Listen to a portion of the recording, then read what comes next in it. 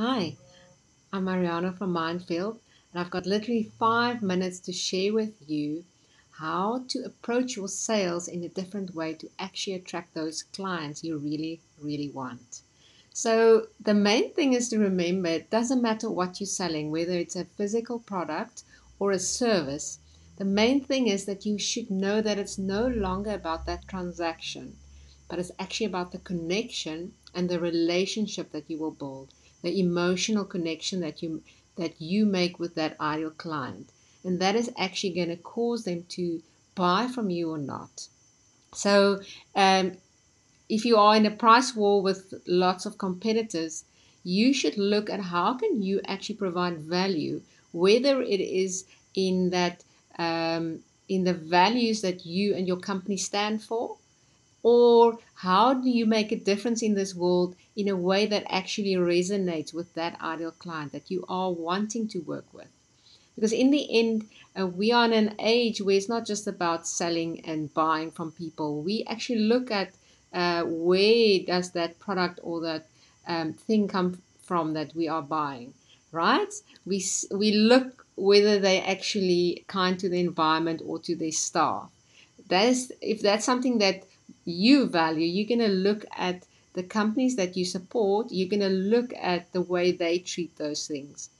So you should know that the things that you value, you should put it up front so that you can attract more people that are in line with that, and then it will be an easy exchange of services because you now suddenly not looking at it as providing something, but you are actually solving a problem for them. So in the end, you should be very clear on what problem you are solving for your clients, and secondly, you should make sure that your business shows up in the spaces where that ideal client is. Focus only on the places where they are, because I have too many clients that actually try and be everywhere, or they spend a lot of money on an event or on a place where they put this very expensive advertising up, but their ideal client will not see it there. There will be maybe one or two or 100 out of 5,000 that's actually fall into their ideal client category. And that is wasted money, guys. Whether you have a lot of money to spend on marketing or not, make sure you show up where your ideal clients are, whether it's online or in person. We're now in an era where we are moving slightly more to the online space, but even there, your ideal client will be hanging out in specific places. And make sure you are visible there and you are clear in your messaging so that they can realize that, oopsie, this guy actually aligns with what I believe. And look how beautiful their products are, or I need the service that he's offering, and I would love to actually connect to someone that sees the world in the same way.